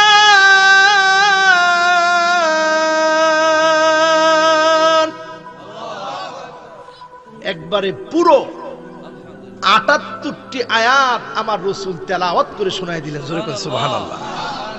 তেলাওয়াত শুনা কাফের তো আর কাফের থাকতে চায় না, ভিতরে একবারে জ্বালা তৈরি হয়ে গেছে। বলতেছি ইয়া রাসূলুল্লাহ আইদ মাররাতান সানিয়া, নবী হে আরেকটা বার আপনি তেলাওয়াত করে শোনান। জোরে করে সুবহানাল্লাহ। এবার আল্লাহর নবী আবার তেলাওয়াত শুরু করলেন আর রহমান আল্লামাল কুরআন খালাকাল ইনসান আল্লামাহুল বায়ান আশ-শামসু ওয়াল কামারু বিহুসবান। এইভাবে তেলাওয়াত করতে করতে ৭৮ আয়াত পুরোটা আবার শোনায় দিলেন। জোরে করে সুবহানাল্লাহ। কাফেরের আগ্রহ দ্বিতীয়বারও শেষ হয় না। আইদ মাররাতান সানিয়া, ইয়া রাসূলুল্লাহ আরেকটা বার আপনি পড়া শোনান। কোন সুবহানাল্লাহ বিহামদি। এবার ৩ বার যখন রাসূল পড়া শোনাইলো কাফের আর বসা নাই, এখন দাঁড়ায় গেছে। জোরে কোন সুবহানাল্লাহ। দাঁড়ায় গিয়ে বলেন ইন্না লাহু লাহালাওয়া ওয়া ইন্না লাহু লাতালাওয়া ওয়া ইন্না আসফালাহু লামুফদিক ওয়া আ'লাহু লামুসমির ইন্না হাযা লাইসা মিন কালামিল বাশার। জোরে বলেন আল্লাহু আকবার। নবী হে আল্লাহর কসম, এই কোরআন মানুষের বানানো কোনো কিতাব হতে পারে না। এই কোরআনের ভিতরে সূরা রহমানের ভিতরে আল্লাহ পাক শুধু স্বাদ আর মজাগুলা ঢেলে দিয়েছে। এই কোরআন পড়লেই অন্তরের ভিতরে মজা তৈরি হয়, স্বাদ তৈরি হয়। আল্লাহ পাক যেন ছন্দ ঢেলে দিয়েছে সূরা রহমানের ভিতরে। ছন্দের মিল আছে না নাই? আসলে কিন্তু কোরআন কোনো কবিতা না, কিন্তু কি সুন্দর মিল দেখেন। আর রহমান আল্লামাল কুরআন খালাকাল ইনসান আল্লামাহুল বায়ান। আল্লাহু আকবার। আমার ভাইরা, এজন্য যখন কোরআন তেলাওয়াত হবে আপনারা একটু মন থেকে শুনবেন, কোরআনটা পড়বেন, কোরআনটা বুঝবেন। আল্লাহ যেন আমাদেরকে তৌফিক দান করে, বলে আমিন। আমার ভাইরা, আমার বন্ধুরা, বলছিলাম আল্লাহ পাক ক্ষুধা দিয়ে পরীক্ষা নিবে, ভয় দিয়ে পরীক্ষা নিবে। ভয় দিয়ে আল্লাহ তাআলা পরীক্ষা নেন। যখন মাটির নিচে পা, মাটি আপনার পায়ের নিচে যখন মাটি নাই, এই অবস্থায় যিনি আপনার পরীক্ষা নিচ্ছে তিনি কি? সে অবস্থায় যদি আপনি এক চুল না নড়েন, আপনি ইমানের উপরে অটল থাকেন, ইমানি পরীক্ষার জুলুম, নির্যাতন, মুসিবত ইমানি পরীক্ষায় আসবে, আর তার রেজাল্ট হিসেবে আল্লাহ পাক আল্লাহর জান্নাতি আপনাকে বানায় দিবে। জোরে বলেন সুবহানাল্লাহ। এই দুনিয়ার পিছনে আমরা ছুটছি, হুব্বুদ দুনিয়া আজকে আমাদেরকে, অন্ধকার আমাদেরকে গ্রাস করে খাচ্ছে। এই দুনিয়ার অন্ধকার থেকে যদি আমরা বের হতে পারি, তবেই আল্লাহ পাক আমাদেরকে আল্লাহর জান্নাতের নিয়ামত দান করে দিবে। সুবহানাল্লাহ। ২ নম্বরে আসেন ক্ষুধা দিয়ে আল্লাহর পরীক্ষাটা কেমন। সবাই আমরা জানি পেটের মধ্যে আল্লাহর নবী পাথর বেঁধেছিলেন, জানি কিনা? কিন্তু কোন যুদ্ধে তা আমরা অনেকেই জানি না। যুদ্ধটা ছিল খন্দক প্রান্তে, খন্দকের যুদ্ধ। যেই যুদ্ধে আল্লাহর নবী পেটে পাথর বেঁধেছিলেন। অনেক নাস্তিকরা প্রশ্ন করে, পেটে পাথর বাঁধলে ক্ষুধা তো আরো বেশি বাড়ার কথা। এরা ব্যাকুল দেখে বোঝে না। আমি নিজে এই বছর সমুদ্রের পাড় থেকে পাথর নিয়েছি। আমার রাসূল কি করে পেটের ভিতরে পাথর বেঁধেছে একটু দেখি। ছোট্ট ছোট্ট সাইজের পাথরগুলো যখন আপনার পেটের ভিতরে দিবেন, ক্ষুধার যখন প্রচন্ড যন্ত্রণা, পাথরটা খুব ঠান্ডা থাকে, পেটের ভিতরে যন্ত্রণার কারণে সারা দেহটা হিট হয়ে যায়, জ্বর হয়ে যায়। এই যে শরীরের ভিতরে জ্বর চলে আসে ক্ষুধার কারণে, যখন ছোট্ট ছোট্ট পাথরগুলা বেল্ট দিয়ে আপনি বেঁধে রাখবেন, চামড়া দিয়ে যখন বেঁধে রাখবেন, যে কোনো কিছু দিয়ে যদি বেঁধে রাখেন, একটা ঠান্ডা অনুভূত হবে। ওই যন্ত্রণা থেকে আপনার কাছে অনেকটা শান্তি লাগবে, ভালো লাগবে। আমার রাসূল সাল্লাল্লাহু আলাইহি ওয়াসাল্লাম সেই ক্ষুধার যন্ত্রণায় প্রচন্ড কষ্টে যখন ব্যথিত, সেই ব্যথিত থাকা অবস্থায় আল্লাহ রাব্বুল আলামিন আমার রসুলকে দিয়ে এই পেটের ভিতরে যখন পাথর বেঁধেছে, একজন সাহাবী এসে দেখাচ্ছে, ইয়া রাসূলুল্লাহ একটু তাকায় দেখেন পেটের ভিতরে পাথর বাঁধছি, ক্ষুধা তো অনেক বেশি লাগছে। আল্লাহ আয়াত নাযিল করলেন, লাকাদ কানা লাকুম ফি রাসূলিল্লাহি উসওয়াতুন হাসানাহ। আল্লাহু আকবার। তুমি পেটের ভিতরে পাথর আগে বাঁধো নাই, তোমার রাসূল বেঁধেছে। তোমার রাসূল ক্ষুধার যন্ত্রণায় পেটে পাথর বেঁধেছে, সুতরাং ক্ষুধার যন্ত্রণা সহ্য করে আজকে যারা পেটে পাথর বাঁধবা তোমার রাসূলের অনুসরণ করা হবে। জোরে কোন সুবহানাল্লাহ। সাহাবায়ে কেরাম খন্দক প্রান্তে ক্ষুধার যন্ত্রণা সহ্য করতে না পেরে পেটের ভিতরে পাথর বেঁধেছে। এজন্য সব সময় খাওয়া এটা ইমানদারের কাজ না। আল্লাহ পাক এজন্য রমজান মাসে ট্রেনিং দিয়েছে, ওই ট্রেনিং এর মাধ্যমে ট্রেনিং বিল্ড আপ করে মাঝে মাঝে আমরা রোজা রাখবো। রোজা রাখবেন সোমবারে, রোজা রাখবেন বৃহস্পতিবারে, রাজি আছেন? রোজা রাখবেন আরবি মাসের 13, 14, 15 তারিখে। শুক্রবার দিন নফল রোজা না রাখাই ভালো, রাসূল নিষেধ করেছেন, কারণ শুক্রবারটা সাইয়্যিদুল আইয়াম, সব দিনের মধ্যে সেরা। যখন সব ভাই দেখা হবে একটু হাসবেন, আনন্দ করবেন, কিছু যদি কেউ দেয় আপনি খাবেন। জোরে কোন সুবহানাল্লাহ। সাহাবায়ে কেরামের মধ্যে তো আর কিছু ছিল না, খেজুর দিত একজন আরেকজনকে। কিন্তু আমরা তো কত কিছু খাই। সাহাবায়ে কেরাম কিছু না খেয়ে খেজুর খেয়ে তারা ইফতারি করেছে, খেজুর খেয়ে তারা সাহারি করেছে। আল্লাহ পাক এত পাওয়ার দিয়েছে তাদেরকে, ক্ষুধার যন্ত্রণায় তারা যাকে ডেকেছেন তিনি কে? এটা ইমানি পাওয়ার। কি পাওয়ার? এজন্য আল্লাহ রাব্বুল আলামিন বলছেন, ক্ষুধা দিয়ে তোমাদেরকে আমি পরীক্ষা নিব। ওয়ালানাবলুওয়ান্নাকুম বিশাইইম মিনাল খাউফি ওয়াল জু'i ওয়া নাকসিম মিনাল আমওয়ালি ওয়াল আনফুসি ওয়াস সামারাত। কখনো কখনো আপনার সম্পদ কেড়ে নিবে, আপনাকে নিঃস্ব বানিয়ে দিবে। সম্পদ কেড়ে নেওয়ার মধ্য দিয়ে পরীক্ষা চলবে। ওই পরীক্ষার মুহূর্তে আপনি ভেঙে পড়বেন না, কারণ দুনিয়ার এই সম্পদ নিয়ে আপনাকে ঠকায় দিতে পারবেন না। আপনি আল্লাহর কাছে বিজয়ী হয়ে যাবেন। ঠিক না বেঠিক? কখনো কখনো আল্লাহর জমিনে আল্লাহর দিন কায়েমের জন্য প্রাণ দিয়ে দিতে হয়, নিজের জীবনের বিসর্জন দিতে হয়। আর কখনো কখনো আপনার ফসল, আপনার ব্যাংক ব্যালেন্স এগুলো আটকে ফেলবে। যখন আটকে ফেলবে ওই মুহূর্তেও চিন্তিত হওয়া যাবে না, কারণ মুমিন জীবনও চিন্তিত হয়, মুমিন জীবনে চিন্তিত হয়। হাদিস শরীফের দিকে তাকায় দেখেন, মা ইউসিবুল মুসলিমা মিন নাসাবিন ওয়ালা ওয়াসাবিন ওয়ালা গাম্মিন ওয়ালা হুজনিন ওয়ালা গাম্মিন হাত্তা শাওকাতি ইউশাকুহা ইল্লা কাফফারাল্লাহু বিহা মিন খাতায়াহু। আল্লাহর কোন মুসলমান, কোন ইমানদার, কোন আল্লাহর গোলাম যখন চিন্তিত হয়, কোন আল্লাহর গোলাম যখন দুশ্চিন্তায় পড়ে যায়, কোন আল্লাহর গোলাম যখন অসুস্থ হয়, কোন আল্লাহর গোলাম যখন ব্যবসায়িক ক্ষতির ভিতরে পড়ে যায়, এমনকি কোন আল্লাহর গোলামের শরীরের ভিতরে একটা কাঁটাও যদি বিঁধে যায়, তার মনের ভিতরে যে যন্ত্রণা লাগে, যেই কষ্ট লাগে, ওই কষ্টের কারণে আল্লাহ পাক ইমানদারদের গুনাহ মাফ করে দিয়ে জান্নাতের দরজা আল্লাহ বুলন্দ বানায় দিবে। সুবহানাল্লাহ। এজন্য একটা কাঁটা বিচ্ছে আপনার শরীরে ব্যথা লাগে না? জোরে কোন ব্যথা লাগে না? হাত্তা শাওকাতি ইউশাকুহা ইল্লা কাফফারাল্লাহু বিহা মিন খাতায়াহু। কাঁটা বিঁধে গেছে, বুখারী মুসলিমের হাদিস। কাঁটা বেঁধে গেছে, এই কাঁটা বিঁধার কারণে আল্লাহ আপনাকে ভুলে যায় নাই। আপনি যখন বলেছেন, এই উহটার কারণে আমার আল্লাহ আপনার গুনাহ মাফ করে দিয়ে জান্নাতের দরজা বুলন্দ বানায় দিবে। জোরে বলেন সুবহানাল্লাহ। এজন্য মুমিনদের জীবনে কোনো হতাশা নাই, কোনো চিন্তা নাই। মুমিনেরা কখনো আত্মহত্যার পথ বেছে নেয় না। কোনো ইমানদার, কোনো মুসলমান আত্মহত্যা করতে পারে না। ঠিক কি না? আত্মহত্যা করে শয়তানরা, আত্মহত্যা করে বেঈমানরা, আত্মহত্যা করে মুনাফিকরা। কোন মুমিন আত্মহত্যার পথ বেছে নিতে পারে না।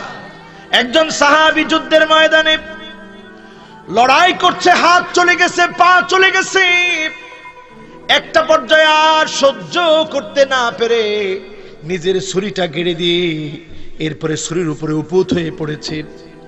একটু চিন্তা করেন, যেই সাহাবীর ব্যাপারে সাহাবীরা এসে বলতেছিল, ইয়া রাসূলুল্লাহ, আজকে উনি প্রাণপণে লড়াই করেছে কাফেরদের বিরুদ্ধে। আল্লাহর নবী বললেন, এই কথা এখনো বলা যাচ্ছে না, যুদ্ধের ময়দানের শেষ অবস্থা পর্যন্ত দেখতে হবে। শেষ অবস্থায় দেখা গেল তিনি বালুর ভিতরে ছুরিটা গেড়ে দিয়ে উপুত হয়ে ছুরির মধ্যে পড়ে গেছে।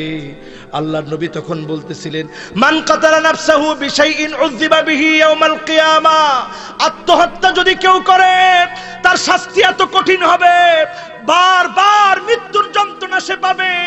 মৃত্যুর যন্ত্রণাটা কেমন? একটা পশু থেকে যদি আপনি জীবন্ত অবস্থায় তার ছালটাকে আপনি ঝুলিয়ে ফেলেন, তার চামড়াটাকে যদি আপনি টেনে টেনে তুলে ফেলেন, তার যেমন যন্ত্রণা হবে, একটা পাখিকে যদি জীবন্ত আপনি পুড়িয়ে ফেলেন, সে যেমন ছটফট ছটফট করবে, মৃত্যুর যন্ত্রণাটা এর চেয়ে কঠিন হবে। আল্লাহু আকবার। এই যন্ত্রণা প্রতিনিয়ত আসবে যারা আত্মহত্যা করবে। আজকে দেখেন আমাদের দেশের কত এলিট পারসন, অনেকে আছে, আমি নাম বলবো না, তবে পরিচয় করাই দিতে চাই। গত কয়েকদিন আগে আমাদের দেশের চট্টগ্রামের একজন খুবই তরুণ নবীন সম্ভাবনাময় একজন ডাক্তার, যিনি নাম কি আকাশ, খুব অল্প সময়ে তার সম্ভাবনা মিটিয়ে দিল। স্ত্রীর জন্য সে নিজে আত্মহত্যা করলো। নাউজুবিল্লাহ বলবেন না? নাউজুবিল্লাহ বলবেন না? এই যে স্ত্রীর জন্য আত্মহত্যা হলো, স্ত্রী আরেকজনের সঙ্গে সম্পর্ক করলো, এই সবটাই হলো এই জন্যে কারণ আপনি স্ত্রীকে সময় দেননি, আপনি নিজের ভালোবাসাটুকু স্ত্রীর কাছে প্রকাশ করতে পারেন নাই। 9 বছর সম্পর্ক করে আপনি বিবাহ করেছেন। এই যে 9 বছর সম্পর্ক করে বিবাহ করলেন, এই সম্পর্কের ভিতরে যিনি বরকত রাখেন নাই তিনি কে? 9 বছর সম্পর্ক করে বিয়ে করছেন, এই বেডি আবার আরেকজনের লগে সম্পর্ক করে কেমনে? এত সম্পর্কের টাইম পেল কই? এত সম্পর্কের টাইম কোথায় পেল? এই 9 বছর আপনি তার পিছে ঘুরছেন, এই ঘুরার ভিতরে শয়তান সব মধু লাগাই দিছে, আর আল্লাহর রহমতের মধু যিনি উঠাই নিছে তিনি কে? এজন্য খবরদার, সম্পর্কের পিছনে ঘুরবেন না। মেয়ে আপনার জীবনের কিচ্ছু না। এই দেখেন 9 বছর ভালোবাসছে মেয়েরে, এই মেয়ে আরেকজনের লগে সম্পর্ক দেখে জামাই নিজের হাতের ভিতরে ইনজেকশন দিস, পয়জনাস ইনজেকশন দিয়ে নিজে আত্মহত্যা, বিষাক্ত ইনজেকশন দিয়ে নিজে আত্মহত্যা করে ফেলছে। আত্মহত্যা তো সে করলো, তার মাটা কিভাবে কাঁদছে মিডিয়ার ভিতরে একটু দেখেন। মায়ের কান্না, মা বৃদ্ধা অবস্থায় মা কাঁদতেছে, চোখের পানি ঝরছে, হাউমাউ করে কাঁদছে, আমার ছেলেকে কবরে দিও না, কবরে দেওয়ার আগে ওই মেয়েটার শাস্তি হোক, তারপরে কবরে দিও। একটু চিন্তা করেন, মা সে কতটুকু কষ্ট করে একটা সন্তানকে লালন পালন করেছে। মা বলতেছে আমার নার ছিঁড়া সন্তান, এই সন্তান কেন আত্মহত্যা করলো? আজকে এই জন্য পারিবারিক ভাবে ছোটকালী সন্তানগুলারে আমরা দ্বীনি শিক্ষা দিব। রাজি আছি? জোরে বলেন রাজি আছি? আমার ভাইয়েরা, আমার বন্ধুরা, যখনই বিপদ মুসিবত আসবে, আল্লাহ বলেন বিপদ মুসিবত যখন আসবে আপনি পড়ে ফেলবেন ইন্না লিল্লাহি ওয়া ইন্না ইলাইহি রাজিউন। নিশ্চয়ই আমরা তার জন্যে আর তার দিকেই আমরা ফিরে যাব। যখন সবকিছু আমরা তার দিকে ফিরিয়ে দিব, যিনি বরকত ঢেলে দিবেন তিনি কে? আল্লাহ। আরেকটার বিষয় মনে রাখা দরকার, ইন্নামাস সাবরু ইনদামা সাদমাতিল উলা। ধৈর্য কাকে বলে? ধৈর্য তো তাকে বলে প্রথম যখন বিপদে পড়ে গেলেন, ধরুন আপনার হাতের ভিতরে হ্যান্ডকাপ চলে আসলো, আপনি ঘাবড়ে যাবেন না, বিচলিত হয়ে যাবেন না। প্রথমেই যখন হ্যান্ডকাপটা চলে এসেছে আপনি পড়ে ফেলবেন ইন্না লিল্লাহি ওয়া ইন্না ইলাইহি রাজিউন, আর পাশাপাশি পড়ে নেবেন আলহামদুলিল্লাহ। আল্লাহ, তোমার কাছে বিপদ মুসিবত তো কামনা করি নাই, তোমার কাছে জেল হাজত কামনা করি নাই, তোমার কাছে বিপদ মুসিবত কামনা করি নাই, তোমার কাছে হ্যান্ডকাপ কামনা করি নাই, কিন্তু আজকে যখন চলে এসেছে। ইউসুফ আলাইহিস সালাতু ওয়াস সালাম সুদীর্ঘ 10 বছর জেলে ছিলেন, নবী মুহাম্মদ সাল্লাল্লাহু আলাইহি সাল্লাম 3 বছর জেলে ছিলেন, সমস্ত সাহাবায়ে کرام কষ্ট করেছেন দ্বীনের জন্য। আজকে সে কষ্ট আমার উপরে আসলো, আল্লাহ আমি হাসি মুখে মেনে নিলাম, আমি পড়ে নিলাম আলহামদুলিল্লাহ। কি পড়বেন? এজন্য হাদিস শরীফের ভিতরে এসেছে আউয়ালু মাইয়ুদআ ফিল জান্নাত, আল্লাহর জান্নাতে ওই গোলামদেরকে আল্লাহ ডাক দিবেন, গোলাম আয় প্রথম সারিতে দাঁড়া। আল্লাহু আকবার। প্রথম সারিতে দাঁড়া কারা? আল হামিদুন, যারা প্রশংসা করেছে আল্লাহর, ফিস সাররা ওয়াদ দাররা, সুখে দুঃখে, কষ্টে আনন্দে জীবনের বাঁকে বাঁকে যারা প্রশংসা করেছে আল্লাহর, তাদেরকে আল্লাহ ডেকে ডেকে প্রথম সারিতে দাঁড় করায় দিবে। জোরে বলেন সুবহানাল্লাহ। আল্লাহ পাক আমাদের সকলকে ইমানদার হিসেবে কবুল করে জান্নাতের প্রথম সারির মেহমান করে দিক, সকলে বলি আমিন। সকলকে আল্লাহ নামাজি বানায় দিক, বলি আমিন। দিনদার বানায় দিক, বলি আমিন। যারা সামনে বসা সন্তানগুলারে মানুষের মতো মানুষ বানানোর জন্য ছোটকাল থেকেই এদেরকে আপনারা দিন বুঝান, দিন শিখান। ছোটকালে যদি দিন না বুঝে না শিখে, বড় হলে এদেরকে আপনি দিনদার বানাতে পারবেন না। আর সন্তান যদি দিনদার না হয়, ইন্নাহু লাইসা মিন আহলিক, নূহ আলাইহিস সালামরে আল্লাহ বলতেছে, নূহ আলাইহিস সালাম আপনি আমি কি? আল্লাহর নবী।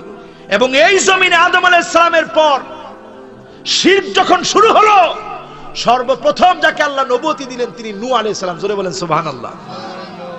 এবার লেবাননে গিয়ে ওনার কবরটা দেখলাম, কি বিরাট বিশাল কবর, বিশাল কবর। এখান থেকে নিয়ে ওই রাস্তা পর্যন্ত ওনার কবর। আল্লাহু আকবার। নূহ আলাইহিস সালাম যখন আল্লাহর কাছে বলতেছিল, আল্লাহ আর কত সহ্য করব, শাস্তি দেন। নবীরে ইট দিয়া পাথর দিয়া মাথার মধ্যে মারছে। আল্লাহু আকবার। রক্ত বের হয়ে পড়েছে। বলছে আল্লাহ এবার শাস্তি দেন, আর কত। পায়ের মধ্যে ইট দিয়ে মেরেছে, অজ্ঞান করে দিয়েছে বারবার, এবার শাস্তি দেন।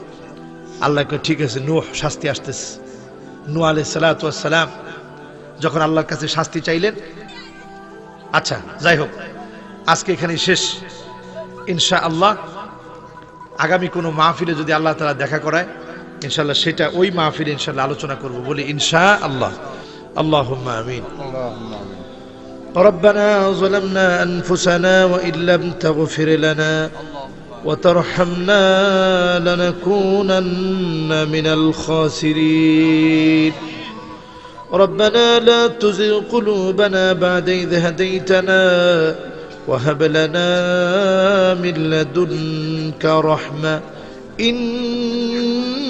إنك أنت الوهاب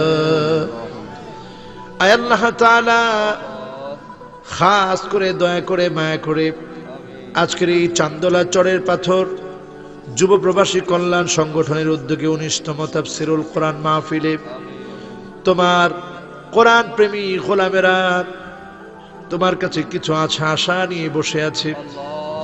আল্লাহ তুমি তাকায় দেখো, এমন কেউ নাই জীবনে কোনোদিন আমরা গুনাহ করি যাই, সব আমরা গুনাহগার। আদম আলাইহিস সালাম তোমার কাছে যেভাবে ফরিয়াদ করেছিল তুমি আমাদেরকে শিখিয়েছো। আল্লাহ আমরাও পড়ছি রব্বানা যালামনা আনফুসানা ওয়া ইল্লাম তাগফির লানা ওয়া তারহামনা লানাকুনান্না মিনাল খাসিরিন। আল্লাহ তাআলা যারা আজকে হাত তুললাম রে মালিক, তোমার নাম তো মুকাল্লিবুল কুলুব, অন্তর পরিবর্তনকারী। আল্লাহ তুমি দয়া করে মায়া করে প্রত্যেকের অন্তর পরিবর্তন করে আল্লাহ তুমি নামাজি দিনদার পরেজগার বানায়া দাও। আল্লাহ জানে বামে সামনে পিছনে যত মুর্দেগান কবরে শুয়ে আছে, অন্ধকার কবরে থেকে আমাদেরকে যেন বলতেছে ওয়া আনতুম বিনা লাহিকুন। ও দুনিয়াবাসীরা, বিগত 19টা বছরে তোমাদের সাথে আমরা বসেছি।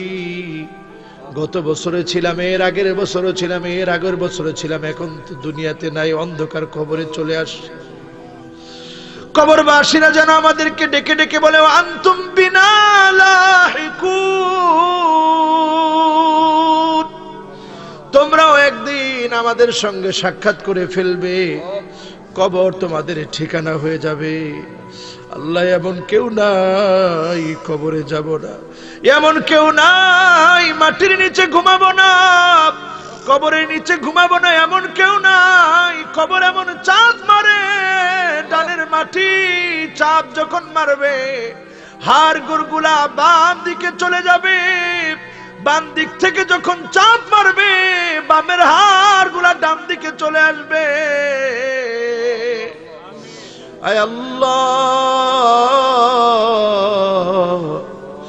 দয়া করে মায়া করে অন্ধকার কবরে তুমি আমাদেরকে কোরআন দিয়ে সঙ্গী বানায় দিও আল্লাহ। আয় আল্লাহ, অন্ধকার কবরে আপন কেউ হবে না, আত্মীয় স্বজন সব দুনিয়ায় থেকে যাবে। আল্লাহ, সেই কবরে আমাদের আমলগুলাকে আপন বানায়া কবরের ভিতরে তুমি চিরচেনা আপন মানুষের মতো বানায় দিও আল্লাহ, সঙ্গী বানায় দিও আল্লাহ। যারা আজকে হাত তুলেছি, এই চোখ দিয়ে জীবনে কত গুনাহ করে ফেলেছি, হাত দিয়ে কত গুনাহ করে ফেলেছি, জবান দিয়ে কত গুনাহ করে ফেলেছি, কান দিয়ে গুনাহ করে ফেলেছি, পা দিয়ে গুনাহ করে ফেলেছি।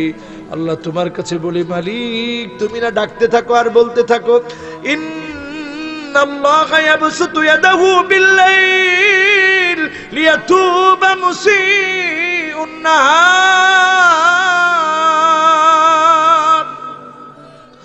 ওগো আল্লাহর গোলাম, আল্লাহ পাক আমাদের সকলকে ডাকে আর বলে, ও দুনিয়ার গোলামেরা, রাত্রিকালীন সময়ে গুনাহ করে ফেলেছো, এখন দিন হয়ে গেছে, আবার দিনে গুনাহ করে ফেলেছো, এখন রাত হয়ে গেছে, আমি আল্লাহর কাছে ক্ষমা চাও, আমি আল্লাহ তোমার গুনাহ মাফ করে দিব। আয় আল্লাহ, এই মুহূর্তে মনে পড়ে যায় জনম দুঃখিনী মায়ের কথা। মাকে কবরে রেখে মায়ের কানের দুল, নাকের ফুল, হাতের বালা খুলে আল্লাহ, কিন্তু মা আপনার গুনাহগুলা খুলে আনতে পারি না। জানি না মা, না জানি অন্ধকার কবরে কার মা না জানি কেমন আছে। আল্লাহ, তুমি দয়া করে মায়া করে মায়ের কবরটা জান্নাতের টুকরা বাগান বানাও। আল্লাহ তাআলা, জানি না কার না জানি আব্বা নাই, অন্ধকার কবরে বাপ যাদের চলে গেছে, আব্বার কবরটা আপনি দয়া করে জান্নাতের টুকরা বাগান বানাও। আয় আল্লাহ, আপনি আমাদেরকে শিখিয়ে দিয়েছেন, রব্বিরহামহুমা কামা রব্বায়ানি সগীরা, রব্বিরহামহুমা কামা রব্বায়ানি সগীরা। আয় আল্লাহ, যারা আমরা আপনার কাছে হাত তুলেছি, আল্লাহ, জীবনে কেন বুঝে আসে না, একদিন যখন সাদা কাফনের কাপড়টা জড়িয়ে খাটিয়ার ভিতরে আমাকে রেখে দেওয়া হবে, জীবনের শেষ নামাজ সেদিন দাঁড়ায় যাবে, কাফনের কাপড়ে আমি জড়ানো থাকবো, সবাই আমার উপরে জানাজার নামাজ পড়বে, আমি কিন্তু আর নামাজ পড়তে পারবো না। আল্লাহ, শেষ বিদায়ের সেই নামাজ আসার আগে সাল্লু ক্বাবলা আন তুসাল্লা আলাইহি, নামাজ পড়ো, নামাজ পড়ো, একদিন তোমার উপরে শেষ বিদায়ের নামাজ দাঁড়ায় যাবে। আমি নিজে খাটিয়ার উপরে শোয়া থাকবো, মাথার এখানে বাঁধা থাকবে, সেদিন আমি চাইলেও বাধাটা খুলতে পারবো না, আমি আর দাঁড়াতে পারবো না, নামাজ পড়তে পারবো না, কথা বলতে পারবো না।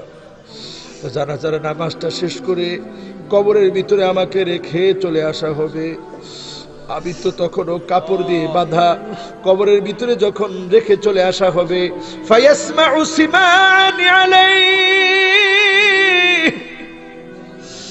পায়ের আওয়াজগুলো কবরে বসে বসে শুনবো, কিন্তু কাউকে ফিরে রাখতে পারবো না। মালিক, জানি না কার কখন কোথায় কিভাবে ডাক চলে আসে। আল্লাহ, ডাক চলে আসার আগেই আপনি আমাদেরকে ইমানদার নামাজি না বানায়া ডাক দিয়েন না আল্লাহ। আল্লাহ তাআলা, আমার প্রবাসী ভাইয়ের আজকের মাহফিলে দাওয়াত করেছে অনেক আশা নিয়ে। আমার ইটালির কিছু ভাই, মালয়েশিয়ার কিছু ভাই, সৌদি আরবে আছে, ওমানে আছে, লেবাননে আছে। আল্লাহ, যে যে প্রান্তে রয়েছে আল্লাহ, অনেকেই ওয়াজটা শুনতেছে ওইখানে বসে, কলিজাটা দেশে পড়ে আছে, মা বাপ দেশে আছে, সন্তান আল্লাহ বিদেশে আছে। প্রবাসের জীবনটা বড়ই কঠিন, কারণ সব সময় মনটা দেশে পড়ে থাকে, মা বাবার কথা বেশি মনে পড়ে, আর মা বাবা সন্তানের কথা বেশি মনে করে প্রবাসে থাকলে। আয় আল্লাহ, দয়া করে আমার প্রবাসের যে সমস্ত ভাইয়েরা আছে, যাদের সুন্দর সহযোগিতার কারণে মসজিদ চলে, মাদ্রাসা চলে, মাহফিল চলে, আয় আল্লাহ সেই প্রবাসী ভাইদের দিকে আপনার রহমতের নজরে তাকাইয়া তাদেরকে আপনি শিফায়ে কামিলায়ে আদিলায়ে আজলা দান করে সুস্থ সুন্দর জীবন দান করে অর্থনৈতিক স্বাবলম্বী বানিয়ে আপনি আমাদের দেশে ফিরিয়ে দিয়েন আল্লাহ। আয় আল্লাহ, প্রবাসে কাউকে আপনি বিপদ দিয়েন না, অ্যাক্সিডেন্ট দিয়েন না, রোগ শোক দিয়েন না, কারণ একটু জ্বর আসলেও মাথায় পানি দেওয়ার কেউ থাকে না। প্রবাসীদের যদি জ্বর আসে মাথায় পানি দিয়ে দেওয়ার মতো লোক থাকে না। একটা প্যারাসিটামল খাওয়ার জন্য যতটুকুন পানি লাগে এই পানিটুকুন ঢেলে দেওয়ার মতো পাশে কেউ থাকে না। সবাই নিজের জন্য ব্যস্ত, একা একা শুয়ে তখন শুধু আপনার কথা মনে পড়ে রে আল্লাহ। এজন্য যে সমস্ত ভাইয়েরা প্রবাসে আছে, দয়া করে আল্লাহ তাদেরকে আপনি সুস্থ রেখে অর্থনৈতিক স্বাবলম্বী বানায় দিয়েন আল্লাহ। ইলাহুল আলামিন, আকরামাল আকরামিন। আজকের এই মাহফিলে আল্লাহ আমার রফিকুল ইসলাম ভাই এসেছে, আজকের মাহফিলে সভাপতি এসেছে, সহসভাপতি এসেছে। আল্লাহ আজকের এই মাহফিলে যারা শ্রোতা হিসেবে আসলো, আল্লাহ আপনার কাছে ফরিয়াদ করি প্রত্যেকের মনটাকে আল্লাহ আপনি পরিবর্তন করে জান্নাতি মানুষ বানায় দেন আল্লাহ।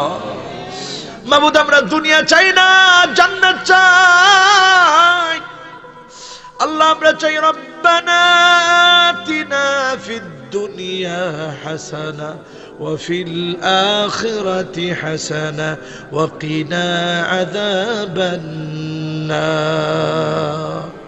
মাবুদ মাওলা, এই দুনিয়া চিরকাল থাকার জায়গা না, কবর তো আমাদের ঠিকানা হবে, মাটি আসল ঠিকানা হবে। কিন্তু কবরে যাওয়ার আগে আপনার কাছে ফরিয়াদ মালিক, রোড অ্যাক্সিডেন্টের মৃত্যু আপনি দিয়েন না। আপনার কাছে ফরিয়াদ, ক্যান্সারের মৃত্যু আপনি দিয়েন না।